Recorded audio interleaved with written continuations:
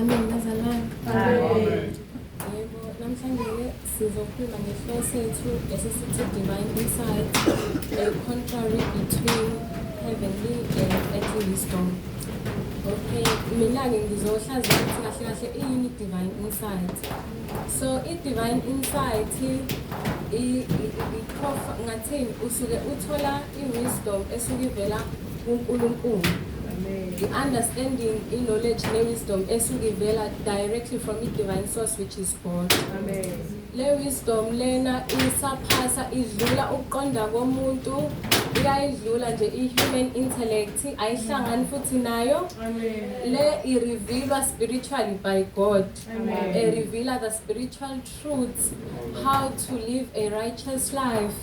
Iyadlula nje i-cleverness yomuntu, iyadlula ukuhlakanipha umuntu akutholayo. Amen. Yebo.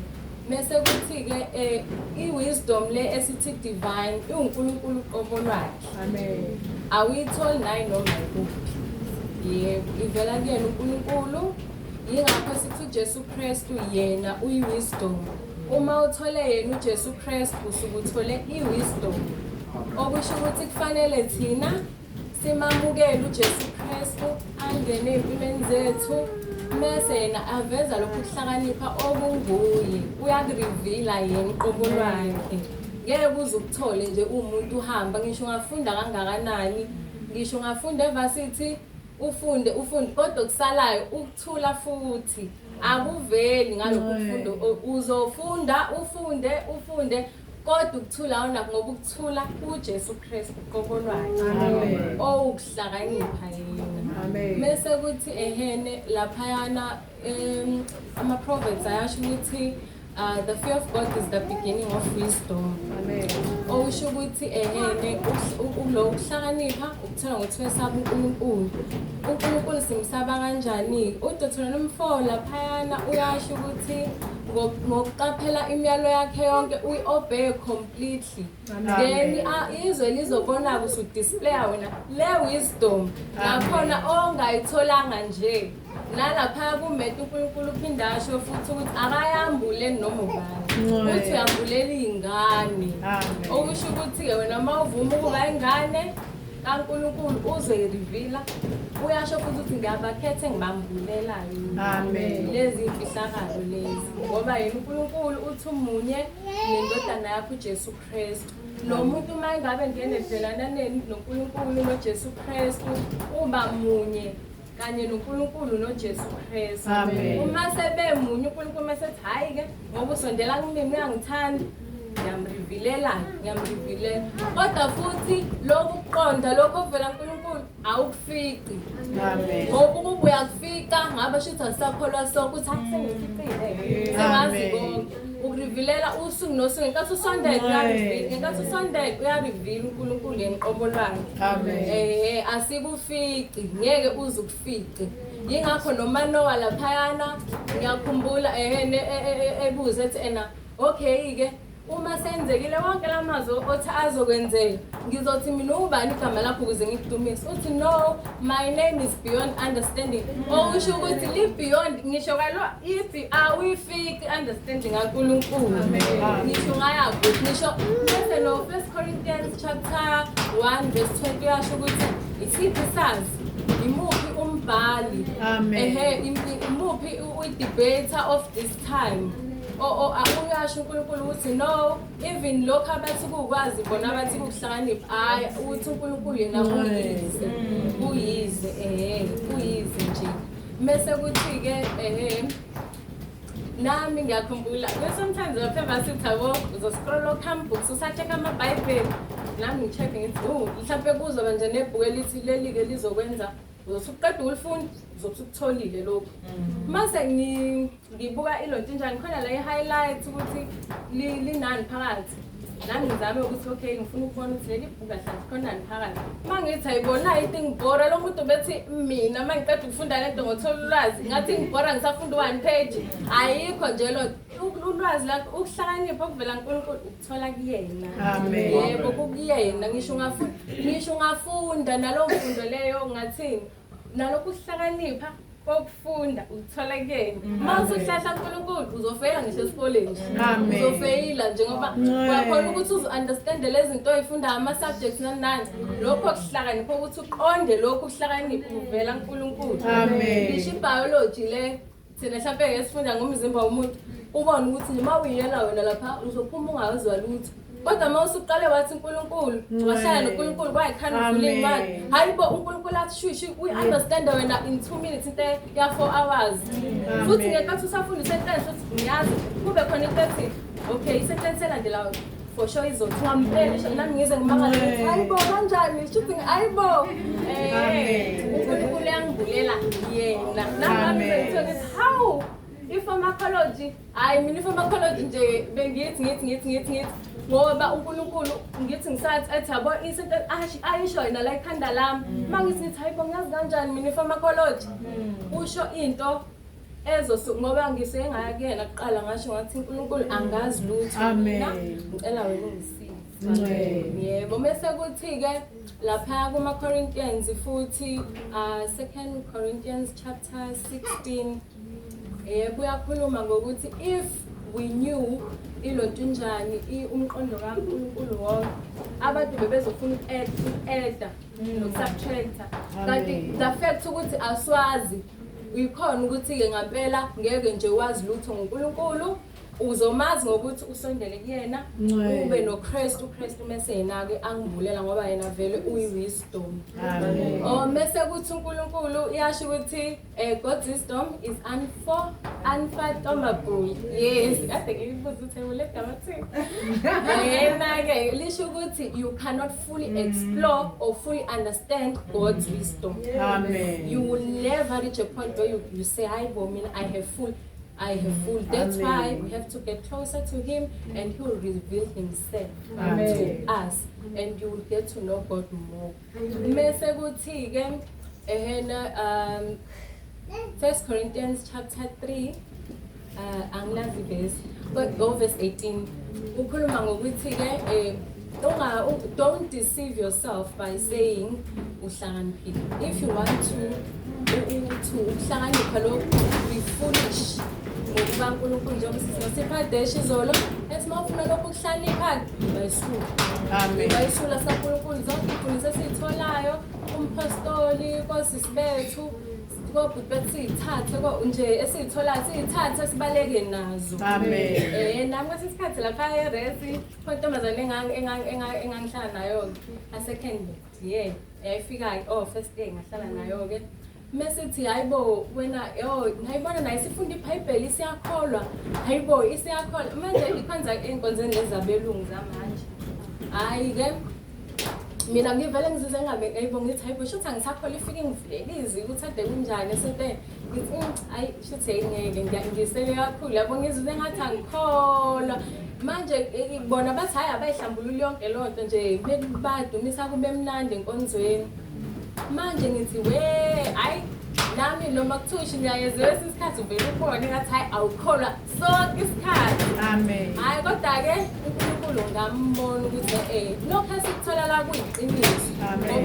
Ike yangifonela yathi yona efike izograduate ngiyacela ukuthi ngihlalise because ihlala eCape Town futhi ngiyahamba yayo graduate ngitshela ukuthi angazi kanjani khona ubhuti emthandayo kanjani hayi mase ngifonela dise si-pregnant manje sengiyabuka ukuthi how yabo lokho engikuthola lapha enkonzweni kwampostoli sometimes umuntu akakwamukeli kunjengoba athi nje hayi ngathi nje njalo nje awukholwa kodwa kanjalo ngathi how hayi yabona lento sithola ngempela lapha iqiniso iyona mongayamukeli uzobhubha uzophela uzoyibona nawe usuthi hayibo ngikhulelwe kanjani kwenze kanjani 1 no 2. Amen. Ngase ngabona ukuthi ivangeli liyaphila nokuhlakanipha uNkulunkulu nokuhlakanipha woza uNkulunkulu. Amen.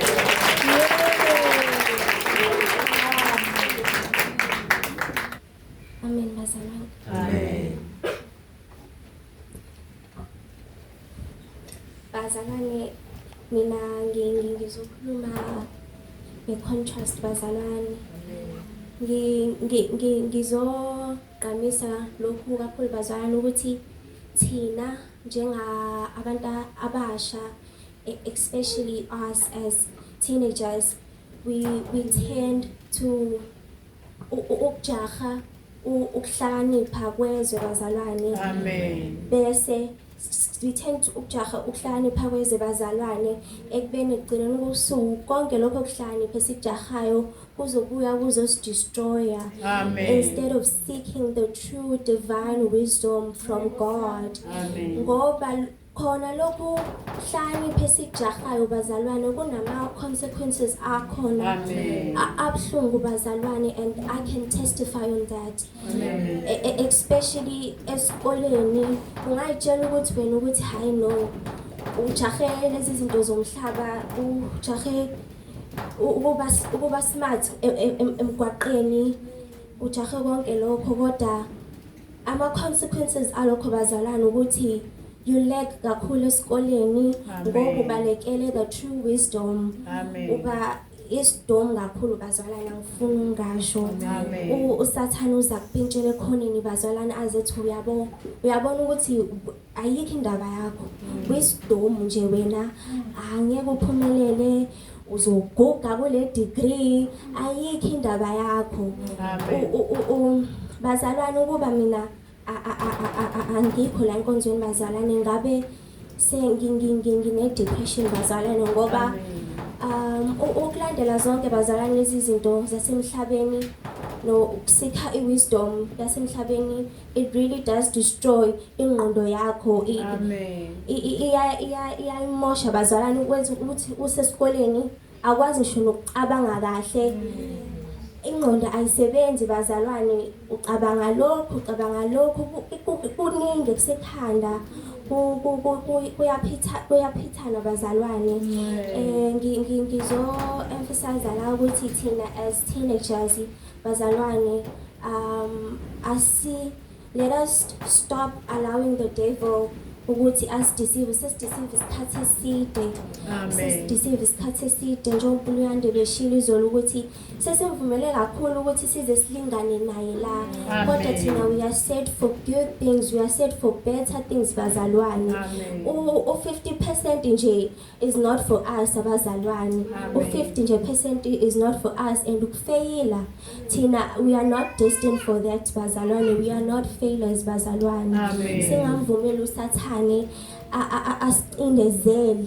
asicindezele ngalokho bazalwane, nanokuthi thina we are a chosen generation, sisizwe esikhethekileyo, singavumeli usathane adlale ngathi. Amen. Bengizogcwalisa ngalokho nanokuthi we must submit to his authority. Ngiyakhumbula kwenkonzo yama-teenager sasiney'khonkwane sasinikwe zona ukuthi thina ama-teenagers zonke nabantu abasha ukuthi asijoli, asilali, asivakashi, we don't fellowship.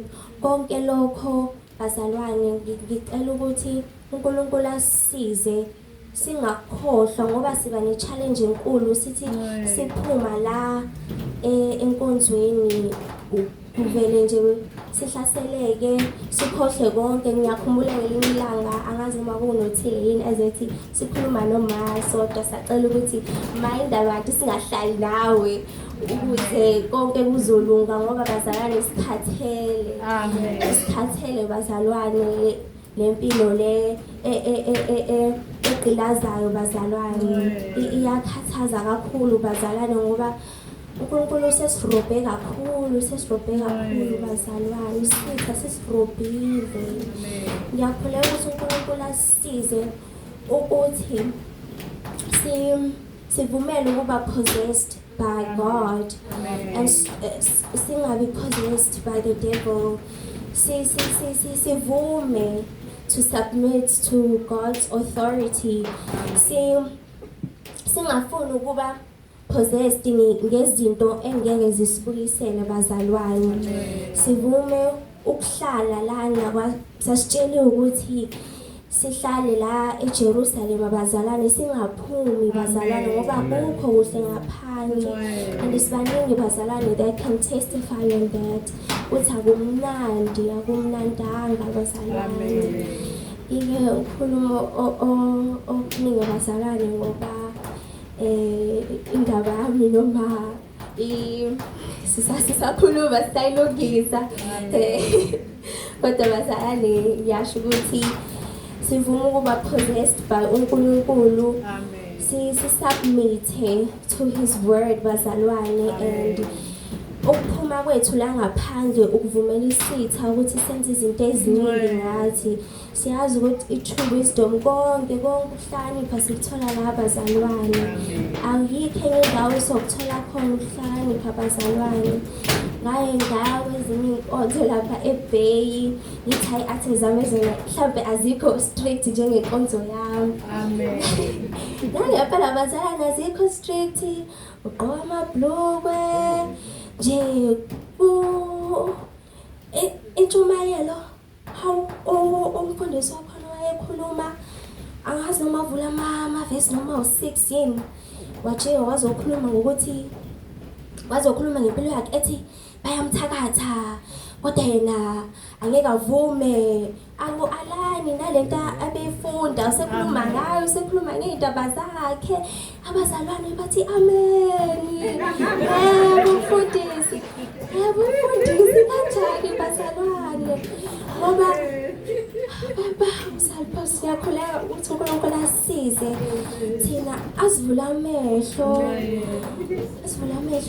singama-teenager ngoba sisilalele konke lokho suke sifundiswa khona uma ngamakhempu ngoba egcineni kosuku usuke ezosiza thina la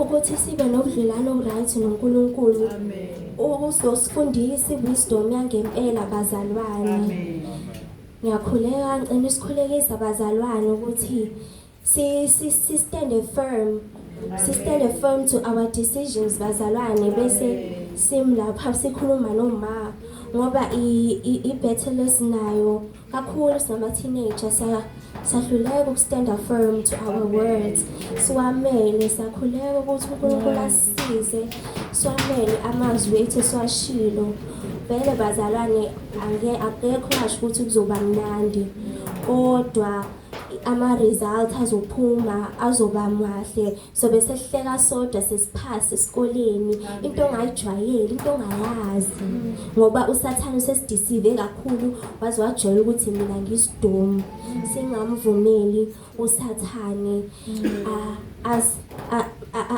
acontrol iy'ngqondo zethu into esimele siyenze ukuyihlambuluka sihlale enkosini singasuki la enkonzweni ngoba ukuhlakanipha kwethu konke kulawo sisubmithe authority yala nenhliziyo khona elinye uma wayefunda ukuthi must empty our jar ukuze izwi laNkulunkulu lizohlala ngeke lihlale endaweni engcolile ingakho we have to empty our jar bazalwane ukuze izwi laNkulunkulu lizohlala endaweni eclean kuye kuhlala abafana kuye kuhlala ilast kuye kuhlala ukufuna ukuyiphatha sivuma ukuphatha uNkulunkulu simkhonze uNkulunkulu ngendlela afuna simkhonze ngayo bazalwane ngakhuleka ukuthi uNkulunkulu asisize kakhulu ngalokho amen Amen. Usandla senkosi Ngcobo. Amen. Umntwana kaNkulunkulu. Amen. Kayenzela umusa wayisindisa uNkulunkulu impilo yakhe. Amen. Ibheke ekubhubheni. Amen. So le ndaba nje noma indaba iphelela lapha kahle kahle. Amen. Ekuthenini njengoba mina sengaba umntwana kaNkulunkulu sekuzo usathane kumelene nabo lokho ngokupheleleyo. Amen. Amen bazalwane. Amen. Ngizokhuluma ngegovernance ukuthi uma ungavumi angisavuma sasa abantwana baNkulunkulu ukusindisa kodwa uma ungavumi usubmit ngokupheleleyo ekuthenini nomntwana kaNkulunkulu uzoba uzoba crushed, uzocrush uSathane. Amen. Noma ngithi uzoba crushed between uSathane noNkulunkulu. Okay bazalwane. Namaphuzu bekufika engqondweni vele ngibhala phansi ngizowasho nje. I-logic, yini logic ngathi i-reasoning, indlela esireasona ngayo. Uyadla ngoba ulambile noma uyadla ngoba uyihalela. USathane ke une-logic yakhe. Khona i-logic yaSathane akupha yona uma ungasekho uNkulunkulu. Amen. Le logic yaSathane lena ihambisana nokuthi ujustify izinto nama-excuse. Okay, so lokunye bazalwane ukhetha ukuthi uma ukhetha ungamkhonzi uNkulunkulu ngeqiniso khona ukukhethayo you're actively choosing ukuthi ukhonze uSathane. Amen. So ayikho middle ground akukho ukuthi uzothi hayi mhlawumbe angiyenzi imigomo yenkonzo yokuzihlambulula nani bese kodwa uthi futhi hayi angiyena waSathane. Immediately nje masukhetha ukuthi ungahambi ngokaNkulunkulu suholela kuba Sathane. Amen. Ilapho efuna nala ingena khona ke logic uSathane lokho ekupha nje i-reasoning yakhe. Ngizolwana. Amen. Singabanaziri. Amen. Saqhubeka lapho leyo ndaba uthi njengoba sesikhethe uNkulunkulu thina asephinde sifane nabanye. Amen. Asisafithi indawo futhi. Amen.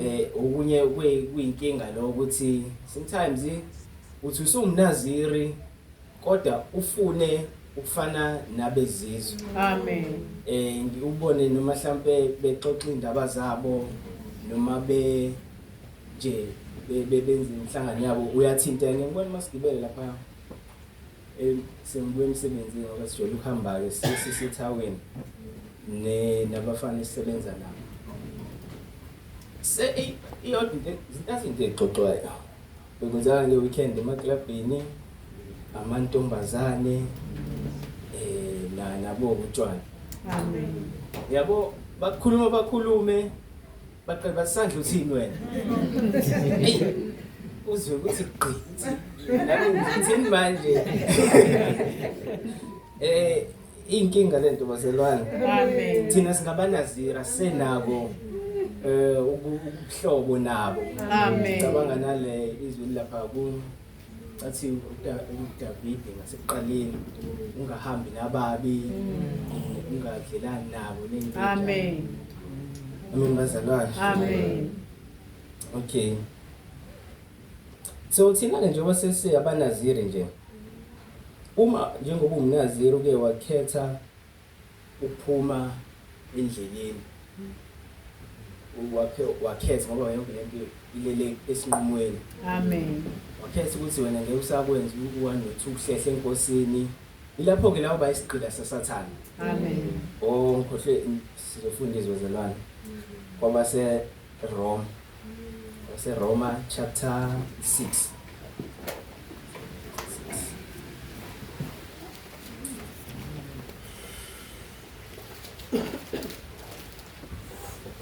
Izwi lethu sithola Roma chapter 6 verse 16. Don't you realize that you become the slave of whatever you choose to obey? You can be a slave to sin, which leads to death, or you can choose to obey God, which leads to righteous living. Tulana siyabona ukuthi ikhona ngomthetho indlela ukuthi siphile impilo ebungcwele. Amen. Ukhetha nje kuphela bazalwane. Amen. Okay,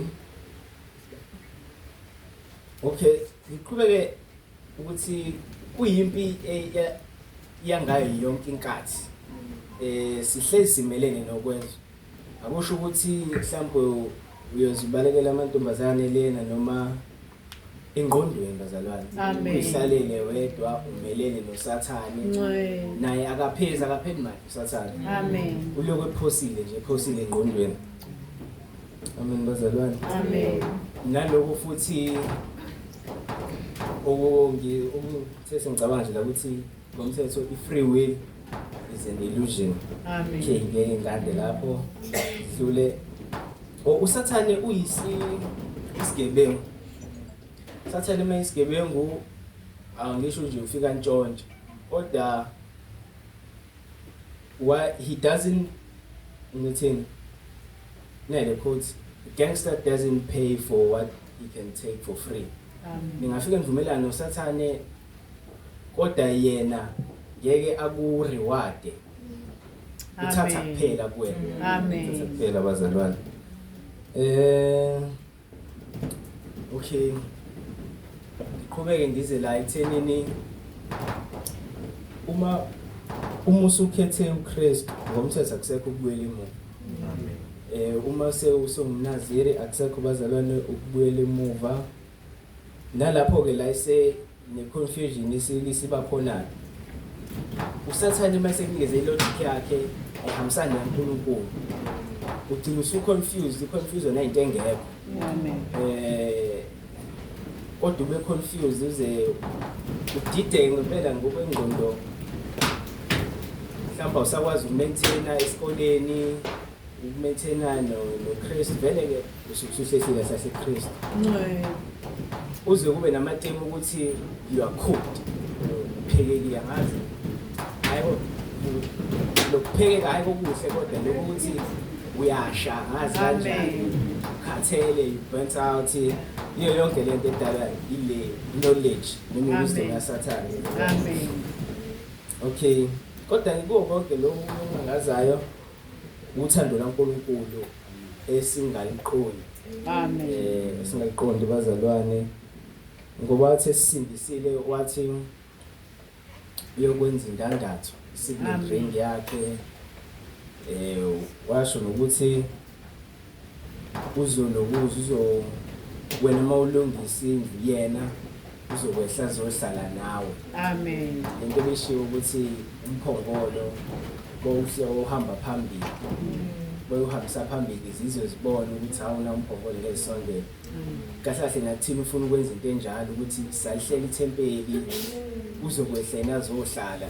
Mase kuhleli kuweke umuntu ophethe impi yasezulwini. Amen. Ngempela isitha ngesacamanga kaningi ukuthini. Amen. Futhi ngeke sifike kuwena. Amen. Bazalwane. Amen. Ngithathe lethuba nje ngibonge uNkulunkulu engisindisile futhi sanibekini ke kwashejwa izulu kanzima lapha. Amen bazalwane. Amen. Okay, singasemaphethelweni.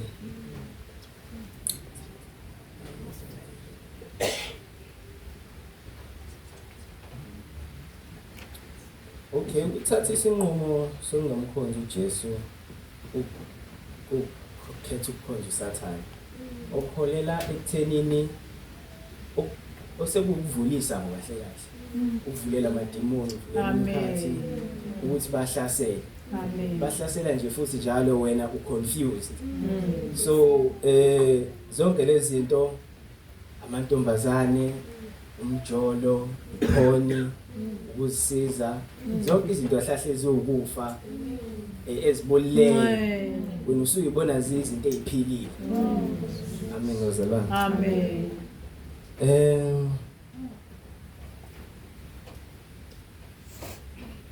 Konke lokhu okay bazalwane. Sengiphetha ngalokho singashintshe isitha uma ngike ngafunda kaningana nasendaweni ehlukene ukuthi ngaphambilini uma iJerusalem seliwa mhlawumbe kade ihlaselwa uSathane izitha lezo besihlasela. Amen. Uma sesibhidize indonga noma zangena emzini ziya ethempelini zifike zitshontshe. Amen. Zitshontshe ngazi ingcebo nekhono. Amen. Zitshontshe njalo nje uma isitha sike sawina sakwazi ukungena emzini sifike sitshontshe. Kokunye uma sesitshontshe sekwenzeka ke bebuya belireclaima isithi yabo mhlambe abantwana baNkulunkulu sebebuya benqoba besichitha isithi akube kusafana naqala nezinto ebezikhona. Okunye bake bashintsha kade kutshontshwe igolide izinto zegolide bafaka ibronze sebenza kabusha. Amen bazalwane. Kuko konke nje asikho emidlalweni. Into yokuphila leyo ukuphila noKristu ukuphila kwethu. Amen. Wahambana abaprofeti wahamba no Moses wahamba nabapostoli oPetro lapho. Nathi sinale nhlanhla ukuthi sibizelwe kilo leli vangeli. Amen bazalwane. Amen. Ukuthini bazalwane. Amen. Ngiyabingelela igama lenkosi uJesu. Angazi nini kanjani. Ngathi inhliziyo ngizicosha phansi siphume ngomlomo. Amen. Ngaphambi kokuba ngiqale omphambi kwenu andilo kaNtumbane umntwana kaNkulunkulu usindisiwe. Ngiyabonga uNkulunkulu wayesindisa impilo yami. Ngingaphakathi endlini yesonto. Kunale term esetshenziswayo uma udlala kodwa usuyitholile noma usutsheliwe ngale gift ngale ngizothini this joy of being umntwana kaNkulunkulu, but ukuthatha as a joke because just uvela uthi nje I'm just young. So ngangigundane lesonto kuba ukuthi nje ngitsheliwe about Christ, but kunalokho nje I don't believe ngizobekela umusa ngimdala. Kodwa kuba ukuthi uNkulunkulu uba nomusa phezulu empilo yami, wangilanda ngisho sengiphumile. Wangibonisa uthando lwakhe, which is something we still fail to understand. Ukuthi uyasithanda, his love is unconditional njengoba esho, but asifuna ukwamkela. We don't want to give in so he can take over impilo zethu. So bengizoqhubeka nje kuyo leyo topic ye wisdom. There's this thing we overlook uma sibuka the story of Solomon. The first thing ayicela kuNkulunkulu was what? Wisdom. And uNkulunkulu wamenzela more. Liyasho izwi ukuthi it's not only wisdom that he received. Wa blessa his nation and generations to come, wamupha ngisho ingcebo. So I'm going to stick more to diet and menu. As umntwana kaNkulunkulu, yes, sekukhulunyiwe about what is divine insight. Kwakhulunywa about the contrast, meaning lokhu kuxabana phakathi kwe earthly wisdom and heavenly wisdom. And then kwakhulunywa about governance. So now, let's say, yes, we have ukuthi Christ is king. But what do you take and what do you set apart? Uthi nje lokho angithinti. Sizobheka lapha bazalwane Exodus 12 verse 8. Bengisacela uzongifundela nje ngafishane quickly in isiZulu. I'll read English. Exodus 12 verse 8. Nala pimimoya ibunguza ngamandla. Nala pimimoya ibunguza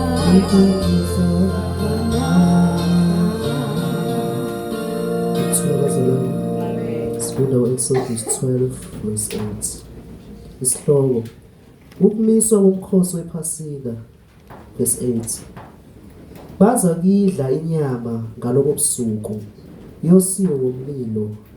Baya kuyidla kanye nesinkwa esingenamvubelo nemifino ebabayo. Amen. Yes, it says, that same night they are to eat the meat roasted over the fire, along with bitter herbs and bread made without yeast. Bazalwane, I'm sure sike silizwe lelizwe before, and kuyenzeka vele njengomuntu ukuthi hayi you overlook noma uyakhohlwa, but iyabuya futhi lento yesinko esingenamvubelo. Ukuthi kahle it means you cannot mix God nesono. Awukwazi njengoba la eGoms isho lapha ukuthi we are reinstating the glory of God. Leyo nto ukuthi lisakhona ivangeli lelidala elisho ukuthi you cannot serve uNkulunkulu umxube nesono. And kusayi challenge kuthina abantu abasha ukuthi sikwamukele lokho. Sisafuna to mingle nabantu ngaphandle. Siphinde sibuye futhi pretend like nothing happened. So lapana, this type of bread kahle is a standard on its own that has been set by uNkulunkulu. Yokuthi nje uma ungakwazi noma ungakwenzi kahle lokho ukuthi ungamxubi uNkulunkulu nesono, kuyafana nokuthi uyamdelela. You are disobeying his law. lana kusebalileke ukuthi the meat must be roasted over the fire. That is an instruction, not a suggestion. Okusho ukuthi uNkulunkulu uyakutshela you are supposed to submit njengomntwana. You are claiming to be his child but awulaleli. Amen. But uyasho ukuthi mlalele futhi umzali, the same Bible we read. Amen. So njengesizwe ke nginaka ukuthi amaZulu have a certain cuisine. Kanjalo namapedi badume ngamamopane worms. Nathi sidume ngophuthu luhlukile kanjalo with the Xhosas nomngqusho. It's the same thing nala ekholweni ukuthi uNkulunkulu gives you ukuthi nakho lokho kuzodliwa yimina. Nizokwaziwa futhi ngakho ukuthi nina nidla lokho. So the minute umixa nokunye usuyayixova le menu and izokugulisa. Amen. It's lento ukuthi we want a shortcut. Easy way out. Ayikho bazalwane ekholweni. There's no shortcut to heaven. Yashiwo nje ukuthi uJesu is the way, the truth and the life. Ayikho nje shortcut. Yeah, the minute ke sesiqala sesiqhathanisa ukuthi kwangathi kukhonzeka kangcono eBanban Church la eGoms ku street. Already realize ukuthi sekunesono ofuna ukusinesa. Amen. Yeah, kunesono nje lese ongafuni kahle kahle ukuthi usiyeke usafuna nje ukusigona because it's warm. One thing about isono, it's very warm. There's this line eshoyo ukuthi sin is sin looks easy until it's time to get out. Into kanjalo nje ukuthi kumnandi usahleli phuma phela. Awubona ukuthi addiction lena. Kuba nzima impela nje. So when you think about it, kunaleyo desire leyo ekhona but still you don't want to accept. Usuqalile uyayidoubt le standard ebibekwe uNkulunkulu. Njengokuthi nje kuthiwa asijoli nakhona usasho ukuthi kuthiwa asijoli awusho ukuthi angijoli. Amen. Khona lapho futhi indlela yokugqoka uma ngcwele uke wathinta kuyona emini, we still want to follow ama fashion trends alesisikhathi. Njengamanje nje izwi the same word esithi libhalwe uNkulunkulu wethu liyasitshela how to get dressed. Whether you are going to town, school or i-party kunendlela because you represent izulu njengoba kade kushiwo izolo ukuthi siwumbuso. Everything we do ngisho siphuma lapha ngaphandle kumele ubonakala ngithi wafaka uphawu ma teenagers safaka uphawu siphuma la ukuthi siyobonakala ngaphandle. Modesty usayilo futhi uphawu. So moving on to even praying in tongues.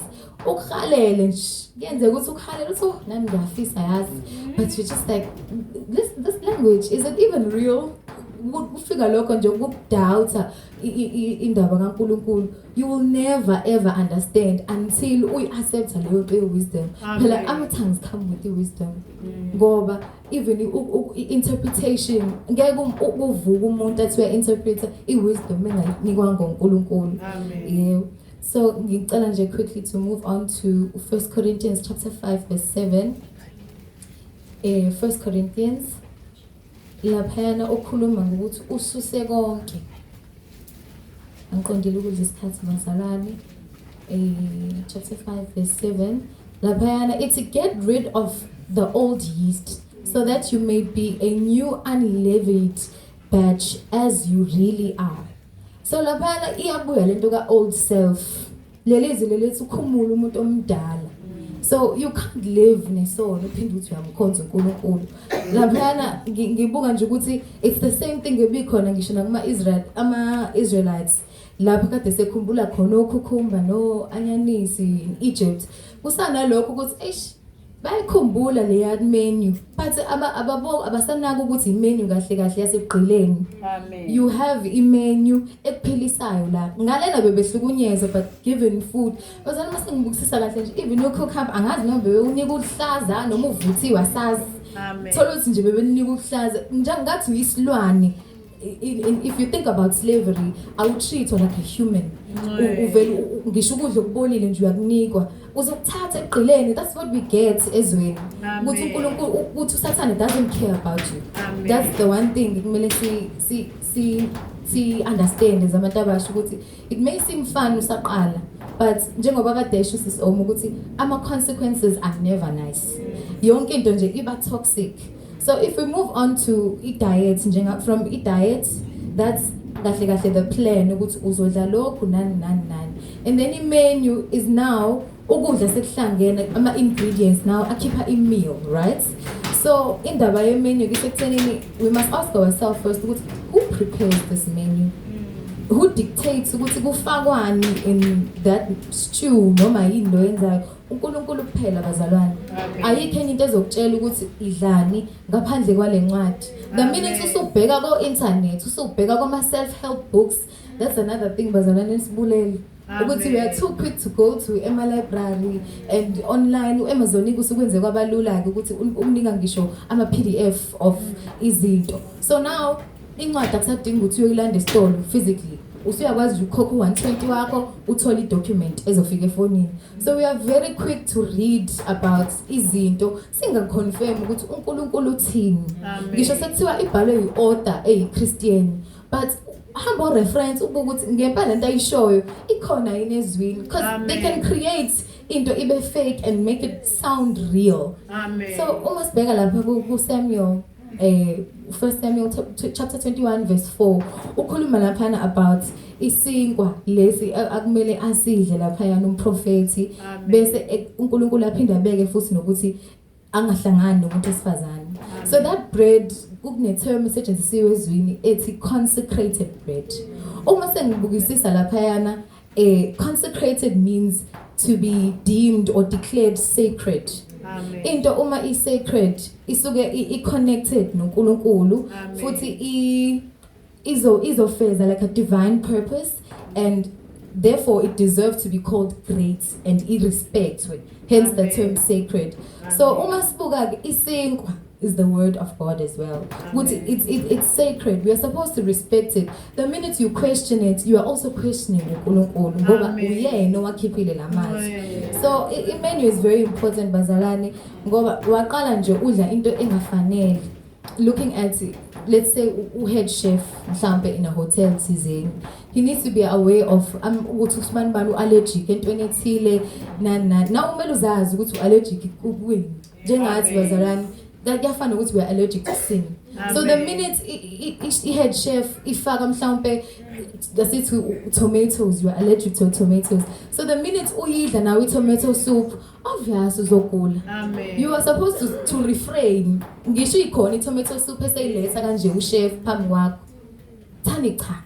That's how temptations work. Akazi uNkulunkulu esho awezukufika ama temptations kodwa wathi do not go in, hence the line lead us not into temptation emthandazweni. So mangikhumbula nje lapha ku 2 Kings kuba khona istew no Elijah. So Elisha command kwayizovakashelwa abaprophets bezofika endlini kwakuthi he asks one of his servants ukuthi please prepare a pot of stew, and oyedwa kwabiza nje ukuthi oyedwa ahambe eyogatherisha ama herbs out there. Ukuthi ubona amanye akushiwa ukuthi awathathe. I'm sure Elisha washo ukuthi thatha ukuthi nokuthi yena wabona esinge nje isitshalo kuyasho ukuthi nakhona a wild vine. Bazalwane ungathatha nje ngiyazi ukuthi uqadolo liyadliwa but amahlamvu, right? But cabanga uqadolo lolungena empahleni lunamathela ayokufaka yena esishebeni.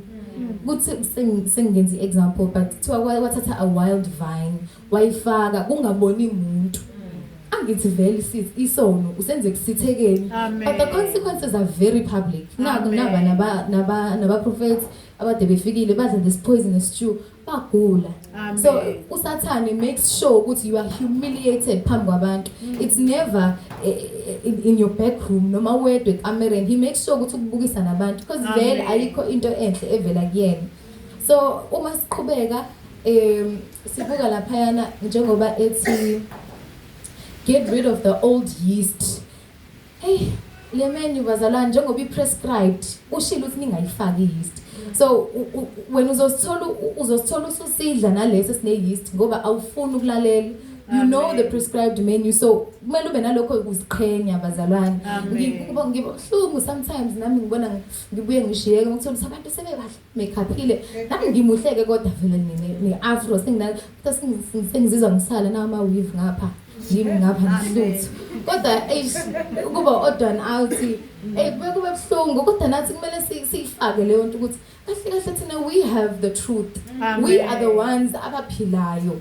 Siqheni uyitshele njengoba Deke esho umoya ongcwele through Luyanda ukuthi vuma nje ukuthi ungehli la.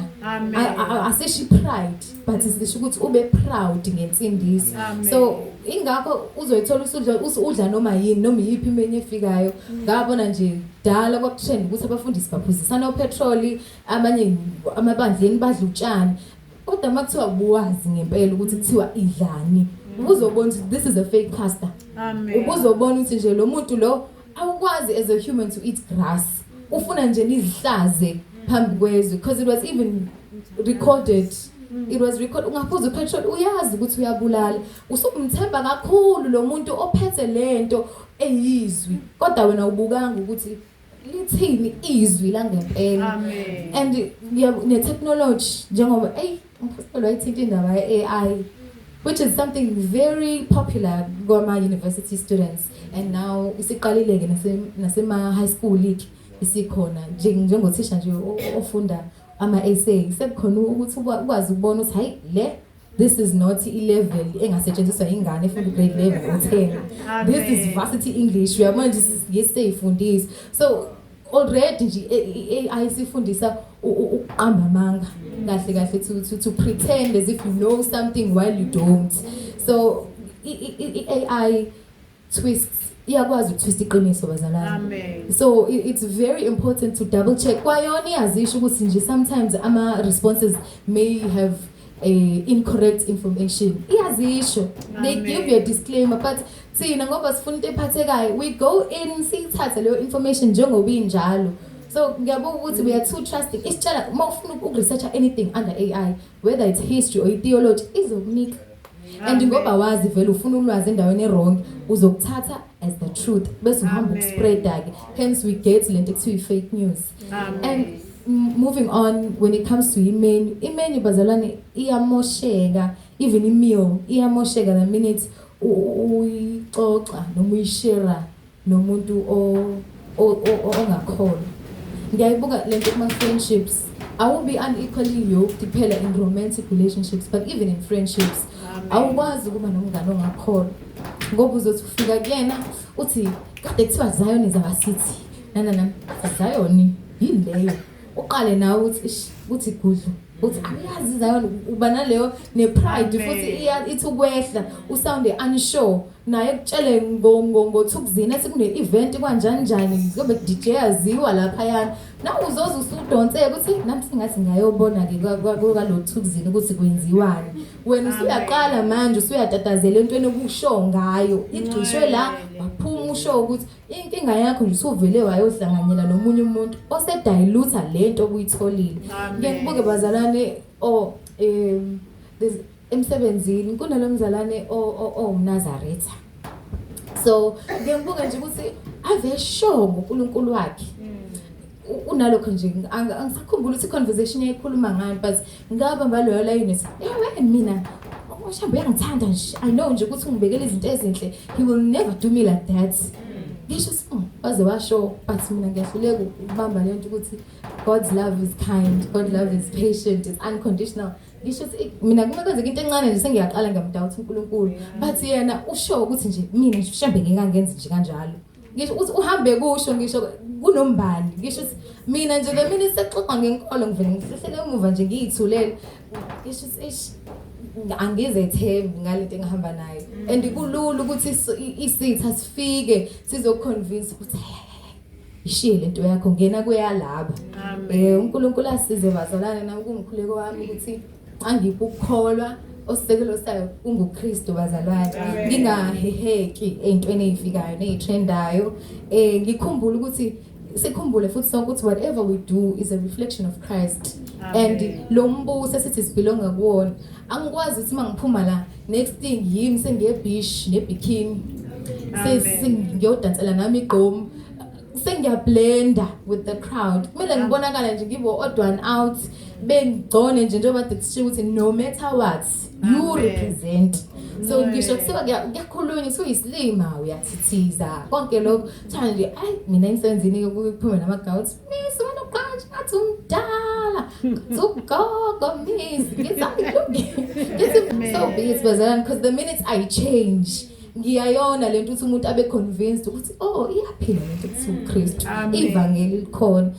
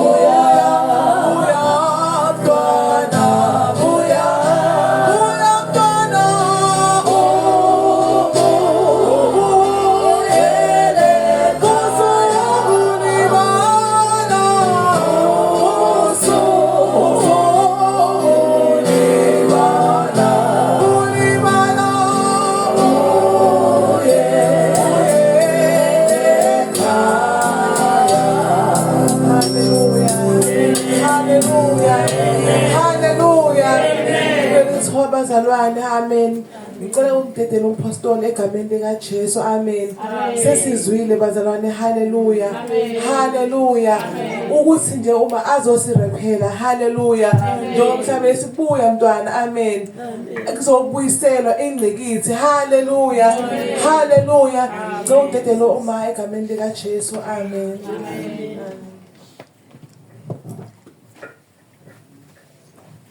Buya, Dana, Buya, Buya, Dana, oh, Buya, Buso, Bolivana, Buso, Bolivana, oh, Buya,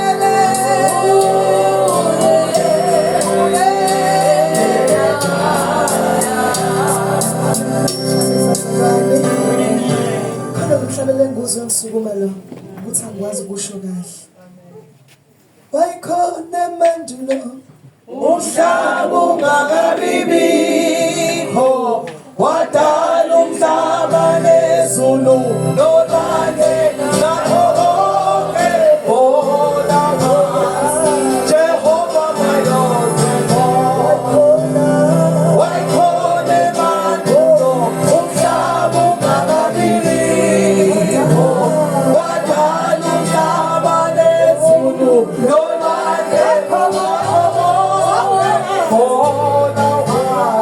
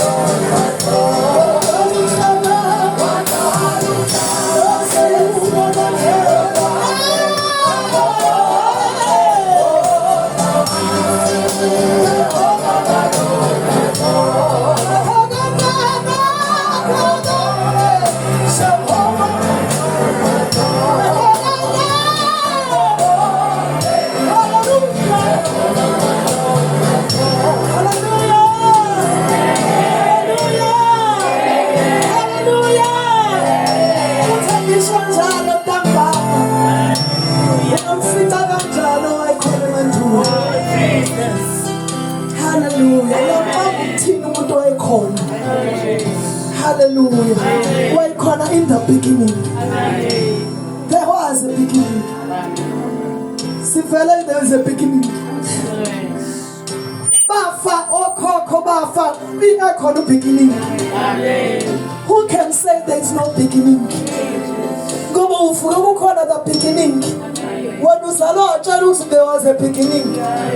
He was in the beginning. What's more papa manje umzali wathi God was in the beginning. Almost Jehovah, because you understand there is somebody in the beginning. How can you question who is that? Someone ambazalane. Hey. Siyabonga. Nkulunkulu bazalwane. Mina ngishukumela lokho nje alibona igama lika Jesu. Sesizwile uNkulunkulu unpackile into abeyibeka enhlizweni yami alibona igama lika Jesu. Ngiyakholwa ukuthi konke okushiwo uNkulunkulu sikuzwile. Amen. Bazalwane wisdom asithatheni okwangempela. Ngicela ufunde nje lokho. Ngicela ufunde leli zwi nje. Sifunde ngesingisi. Nangesu singasifunda. Amen. Asifunde nje Proverbs. Amazwi ahlakaniphileyo. Ngizwe nje lona bazalwane. Hallelujah. Amazwi ahlakaniphileyo. Out of all this Koranji. Ngesifunde nangamazwi. Proverbs chapter 2. Amen. Hallelujah. Amen. Chapter 2. Kuqala lento iyaqala lapha chapter 8 verse 12. Amen. Hallelujah. Ngesibonga lethi I wisdom. Amen. Ngicela sifunde lapho bazalwane. Nana uqala verse 8. Nasi isimemo se wisdom. Amen. Tamba masishonilanga, it's a call of wisdom. Amen. Wisdom call chapter 8 verse 1. Amen. Isaka 8 verse 1. Ukumemeza kokuhlakanipha. Amen. Ukuhlakanipha akumemezi yini? Angimemezi yini. Nokuqonda akukhiphi izwi lakho na. Akhiphi izwi lakho na. Uma esiqongweni sezindawo eziphakemeyo. Amen. Nasendleleni phakathi kwemikhondo. Amen. Ngaseceleni kwamasango. Amen. Ngasengeneni komuzi. Amen. Lapho kungenwa ngeminyango. Amen. Ngiyamemeza ngokuthi ngiyanibiza nina madoda. Amen. Izwi lami likumadodana abantu. Hallelujah. Amen. Sanibonani. Yo ngiyayithanda ke la. Uthi is like uthi in English, amen, to you all people I call out. I raise my voice to all mankind. You are the simple gain prudence. No. Amen. Verse 4. Ngesizulu uthi to you all people I call out. I raise my voice to all mankind. Amen. Nkulunkulu uthi ufuna bonke bakuthole lokuhlakanipha. Amen. This is a call for wisdom. Kezwakala abantu bami. This is call for yonke lonto. We call yani ye wisdom. Amen. Ukuthi uyamenyela kwintoni wisdom. Amen. Hallelujah. Wisdom sekushuthi ubani uJesu ngithi. So it's a call yonke lento ibithi ukhona wisdom ekhona khona lo kanalo sibechazela abantwana. But this is a call for wisdom. Ukuthi kuyamemeza ubememeza uNkulunkulu namhlanje unakanga ubememeza yona wisdom imemeza kubantu. Amen. Ufuna ukuba kumankind ufuna bonke amadoda nabantu. Uma ingasihlali wisdom amadoda nabantu baba khona amaphara nje emhlabeni. Wolibona phana. Amen. Uma sihlali ini wonke amadoda nabantu. Asela sine challenge noma sine task. Wethemba lethi ngiyamemeza sine task ukuthi iwisdom kufanele ihlale kumadoda nabantu emhlabeni wonke. Amen. Akube khona umuntu ozohlangana estradi nje. Angisho ukuthi uzokwenza. Kodwa it's a call. Amen. Amen. Ukuthi wonke umuntu ubizelwe for mankind. Amen. Wonke umuntu akayithole wisdom. Musa intombazane ijola nawe uphinde naye ngoba isenkingeni ayitholi wisdom. Amen. Sinalento sinesikweletu ngenye indlela. Amen. Unesikweletu ingane emaphambi kwayo ukuthi uzophela unyaka ingazange understand ngewisdom. You owe God. Amen. Unesikweletu kumakhelwane wakho. Unesikweletu office uhleli nomuntu nje wisdom engakayitholi. Nezwe bazalwane. Amen. Ngoba wisdom ifanele ingene kuwe yonke mankind. Amen. Yezwakala bazalwane. Ubani ozohambisa wisdom? We are the chosen generation. Amen. Angisho njalo izwi. Amen. To declare ngithi. Amen. Sanibonani bazalwane. Amen. So le call eshiwoyo yonke namhlanje siyakweleta. Amen. Amen. So Facebook ezulwini makhelwane wakho uthi kodwa uyamazi uJesu. Wawuhlala eduze komuntu. Amen. Amen. Kodwa akazi lutho nje ngoJesu. Sanibona bazalwane. Amen. Wonke umuntu uyakweleta alibonke igama likaJesu. Sekuchaziwe the God of this time. Why utshela ingane o God of this time? Amen. Amen. Wonke washo ukuthi yabona lento ethanda ukuthi uhambe uzule kunoNkulunkulu ongemvayo ophehla lolu kuzuya kwakho. Gada. Sanibonani bazalwane. Amen. Hallelujah. Uthi verse 12 wakhona ke funda sisi. Mina kuhlakanipha ngakhile eqondeni. Hayibo, mina kuhlakaniphela ngakhe eqondeni. There is no understanding wisdom ingekho. Amen. Hallelujah. Ngithola ukwazi namasu. Ngithola ukwazi namasu. Alibonke igama likaJesu. Yila uJesu akhe khona. If you want an understanding, uke wayisho umntanami la wathi membuza no, wathi no. I'm the God who is beyond understanding. uNkulunkulu mina ongaphezulu kokuqonda. Hallelujah. uNkulunkulu ohlala eqondeni. So if you have things that you want to understand, this is a call of wisdom. Ngeke uyiunderstand alibonke igama likaJesu. Athi u2 bazalwane chapter 2 amen verse 1 okufundele in English. My son, if you accept my words and store up my commands within you, turning your ear to wisdom and applying your heart to understanding, indeed, if you call out for insight and cry aloud for understanding, and if you look for it as for silver and search for it as for hidden treasure, then you will understand the fear of the Lord. Hallelujah. Amen. Kezwakala bazalwane. Amen. Hallelujah. Ufuna ukuthi umesaba uNkulunkulu alibonke igama likaJesu. Amen. Amen. Awufunde ngene verse 6. Verse 6. For the Lord gives wisdom. Lord gives wisdom. Kadesho. Okay. Amen. Amen. Uthi ngisho kufundeni. Bevela kuthi yena lo usho terminology phela ngathi into zodokotela sizazi. Uthi mani. Amen. Yabona nje wisdom kaNkulunkulu ehleli kumuntu ayikabi. Umuntu membe ukulwa you cannot associate with medicine. Amen. Ngeke umassociate nalento. Noma associate ngosisi mhlawumbe usebenza ifamily. Amen. Because inkinga enkulu wisdom ayihlali kumuntu oyibona wisdom ngokwakhe. Amen. Amen. I-wisdom ifike ibe wisdom ushilo uNkulunkulu kweyintwana ezifoolish. Amen. Sanibonani bazalwane. Kuvela ini.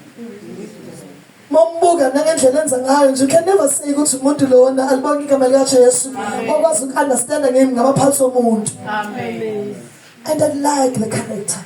Amen. And if all of us we can have a character, Amen. but I like this character. Amen. Sanibonani bazalwane. Ukuthi unabonakala uthi ubani. Amen. God umsize ngaleyo nto alibonke igama likaJesu. Amen. Bengeke ngifike mina ngiqhamuke endaweni kubuza ukuthi ubani ocula nabanxusa ngihamba nawo. Amen. Amen. Awukhambane bathi awena lo hamba phambili. Asindaya kumina. Abana lo hamba phambili. Asindaya kumina. Abana lo hamba phambili. Sanibona.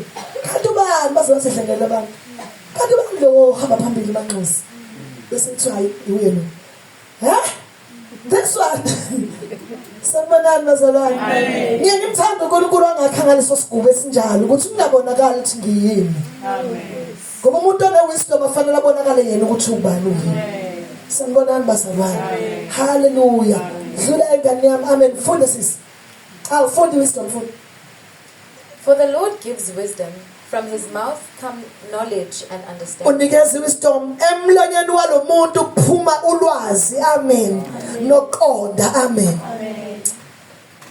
7.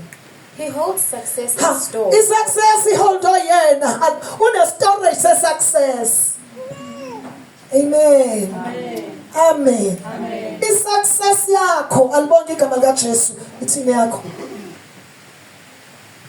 Ithini yakho.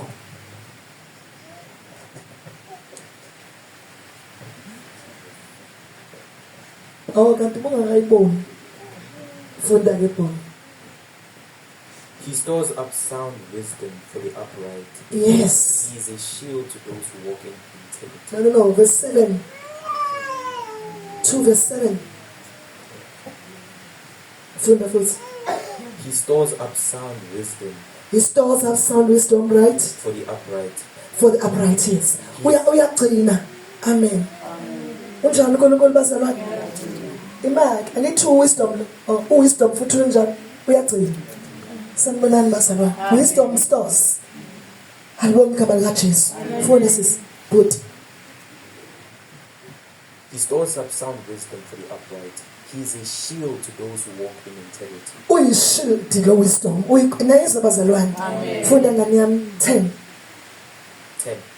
For wisdom will come into your heart, and knowledge will be pleasant to your soul. Amen. Mafika enhlizweni yakho ulwazi. Amen. Kuyoba mnandi phefumulweni wakho. Funda. Verse 12. Delivering you from the way of evil, from men of perverted speech. Niyezwa bazalwane, uyena okukhululayo wisdom. This is a call of wisdom. Amen. Uthi lo wami wisdom will save you from ways of wicked men. Usave endleleni zomuzi ezimbi, usave wisdom. Jesus. Amen.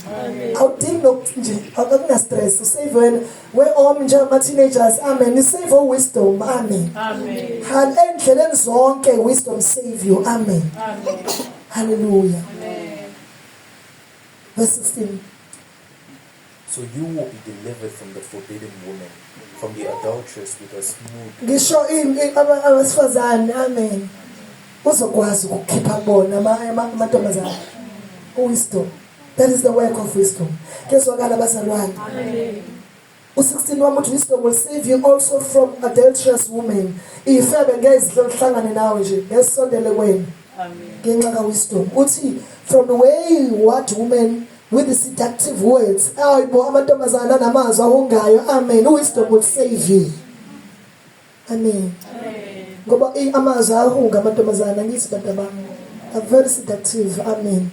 Unoma usaqondile uyivuma noma ungaqondile ukuyivuma. Uthi okay. Manje yini? Amazwi. But wisdom. Alibonke igama lika Jesu. Hallelujah. Uthi 19, none who go to her return or attain the paths of love. Surely her house leads down to the lowest bazana ngisibazalwane okhunya ngalo. Amen. Wisdom yasiphephisa. Alibonke igama lika Jesu. Ngizama ukuthi this was a call of wisdom. All in all. Amen. It was in bantu abami. It was in bantu abathenejasi. Amen. Hawu siyabingelela sekhona noma buzi bani hayibo. Amen. Ngihlanganisa uphelele. Alibonke igama lika Jesu. Hawu babuzi bani siyabingelela. Amen. Oh hayibo. Ake ngishaya imonjelo izandla. Ayashithi akushaya babuzi bazana kanti isivakashini. Manje nje awunayo wisdom. Suxa kwelento engenzayo nje. Phela njengoba ngizashaya izandla mina ngazi wisdom uyazi ushaya iziphi izandla. Wena ngeke understand iziphi izandla. Hayi ngoba ngipraise lo baba.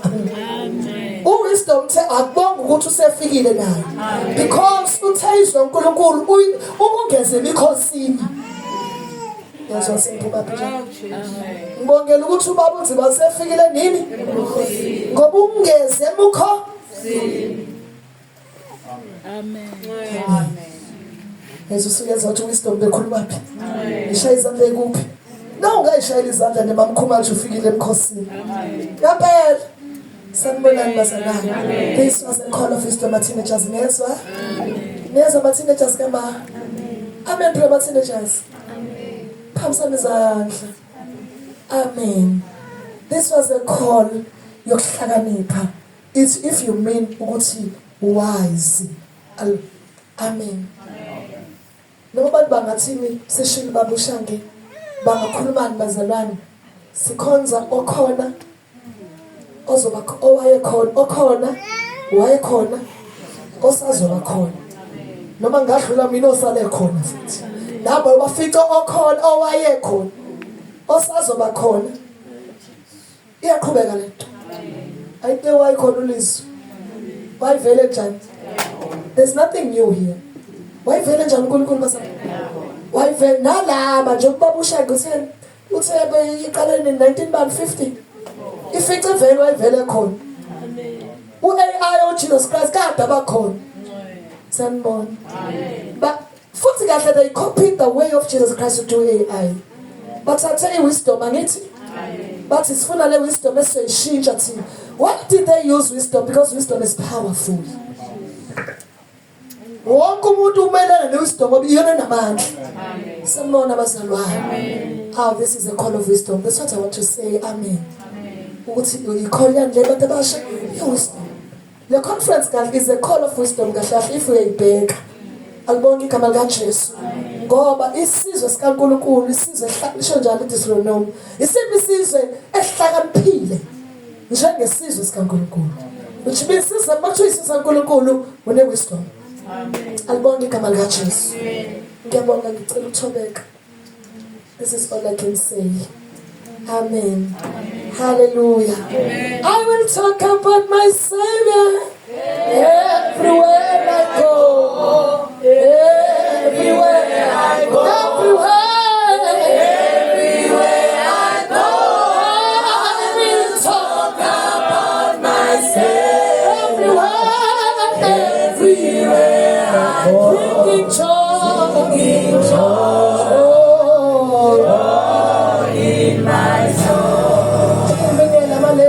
Ngicela ukubona lapha sekubona ama ladies egameni lika Jesu.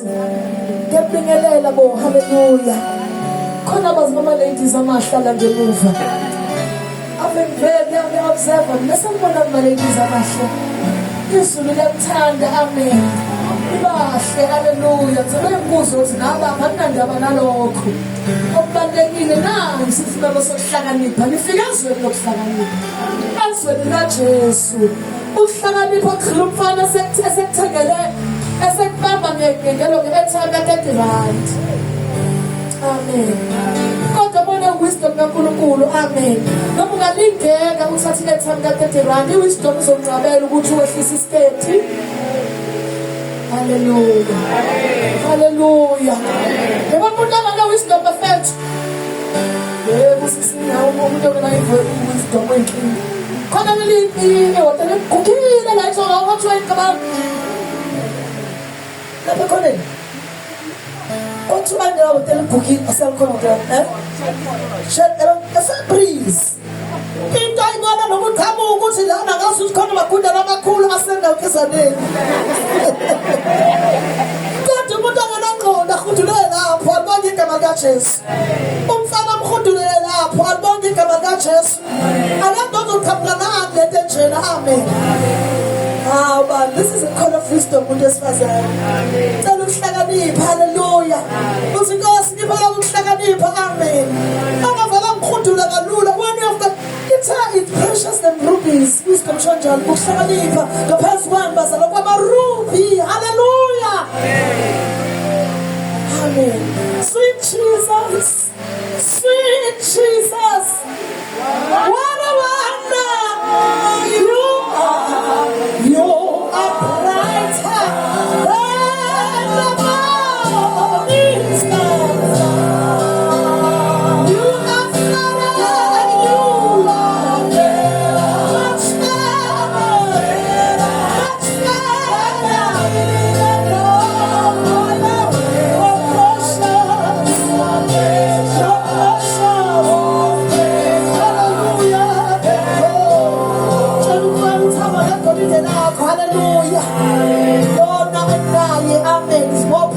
Imali yakho hallelujah athina just ngiyathanda nezo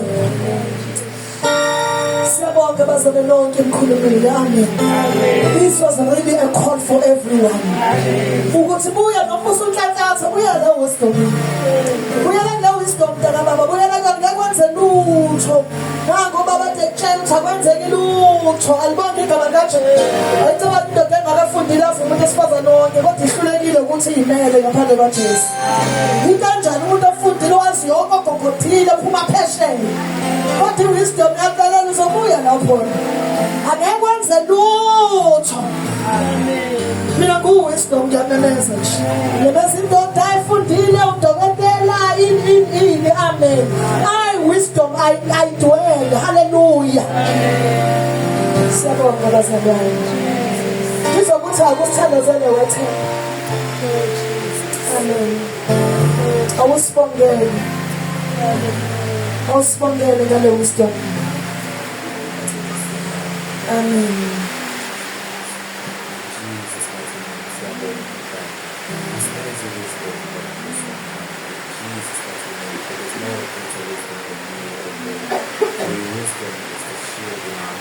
Amen.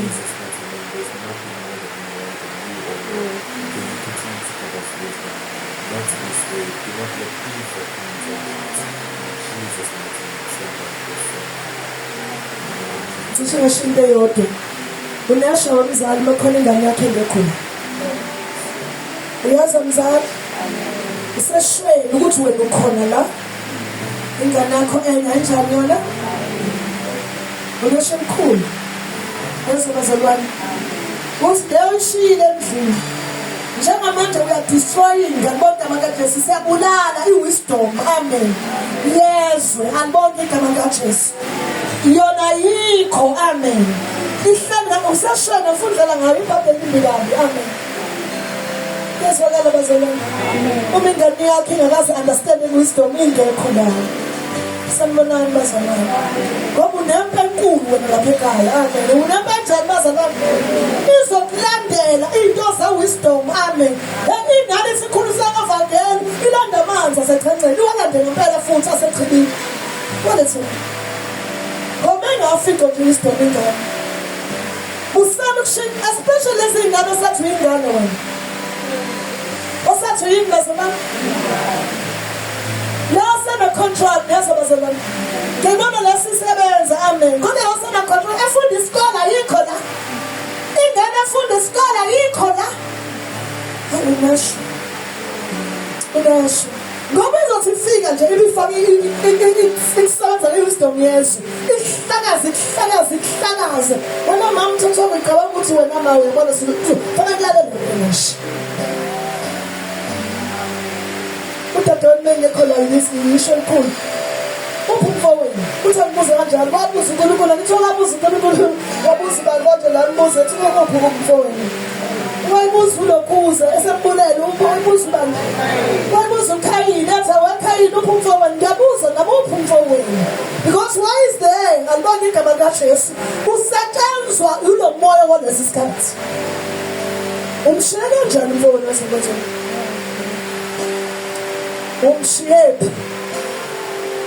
How can you do such a thing?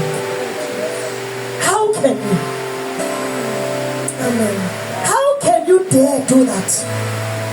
Amen. Ukwenza kanjani wemzala? Wena khonza la endlini. Ingane zakho ezazingaki. How can you dare do that? Izinto bazalwane sithi ilingo manje thina sivumela isithi. Amen. Ayikho ingane engafika nqabuke enkonzweni mina up to tertiary level angithi la kwami ke kuyiwe enkonzweni la.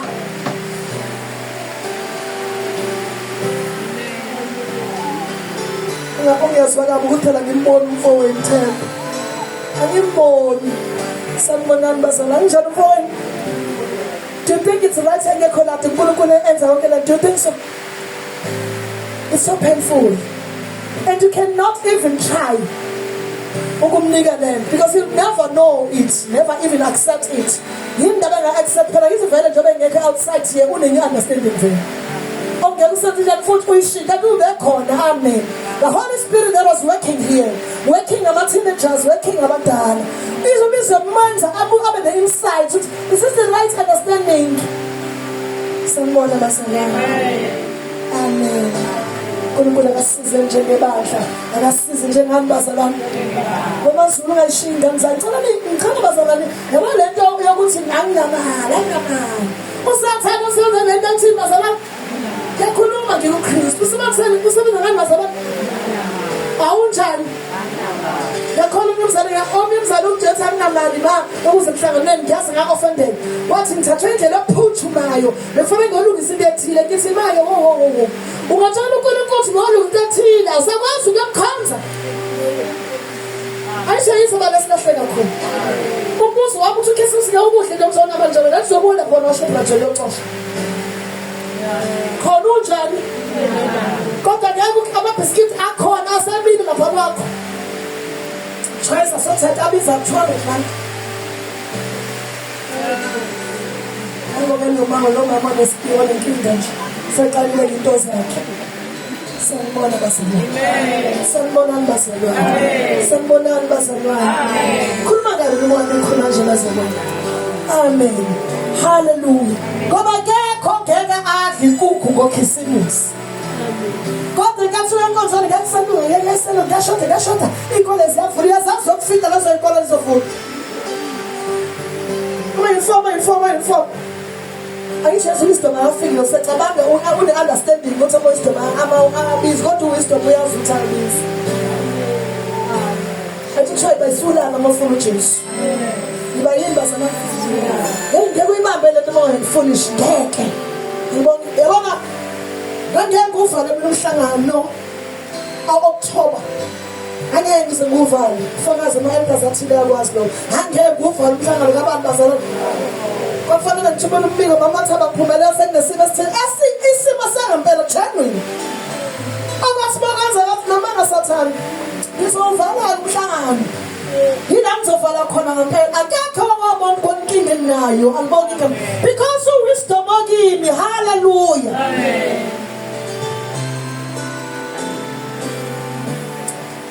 amen ngicela nihlalise phansi ake say all right Hallelujah. I'm talking because of love, because this is a call of wisdom. Hallelujah. And every feet that we are under, there's a bazalwane. And every feet of Moses, every feet again, and every feet again, and every feet. I saw is revealed as we come closer to God. Another revelation, come close. Come close. I guess she knows as if it is real. Send Ukuluku. As if it Ukuluku, send your Bazara. You never see it, come to my head. How we are Sabena? How Kulukulu? How Banachana Kulukulu? It's a Karopa silent and among us is sad. But I was put my pen to ask what the old John Mabushi. Go to man, get to know. You should see look over the field and go to the feet. I got to come down and turn out day by day. For the looks, I'm going to buy the Kuluku. But how does they call it Kuluku? How that do the master don't come and look? How that do Kuluku? Someone call of wisdom. We lift him higher.